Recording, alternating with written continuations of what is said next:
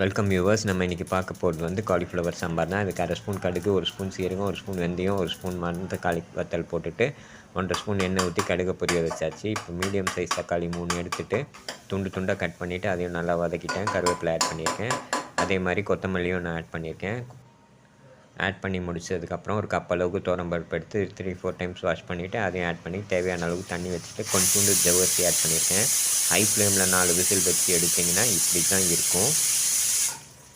இதை வந்து கொஞ்சம் லைட்டாக கலந்து விட்டுக்குங்க. கலந்து விட்டு தேவையான அளவுக்கு தண்ணி ஊற்றிக்குங்க. நான் ஜவ்வரிசி போட்டுக்கலாம் கொஞ்சம் கெட்டியாகிடும். அதுக்கப்புறமா வந்து புளி கரைச்சல் ஆட் பண்ணிங்க. புளி கரைச்சலில் பார்த்தீங்கன்னா 2 1/2 பட்டை புளி, 1 ஸ்பூன் உப்பு போட்டு நல்லா கரைச்சிட்டு அதையும் ஆட் பண்ணிடுறேன். ஆட் பண்ணிவிட்டு கலந்து விட்டுக்கலாம்.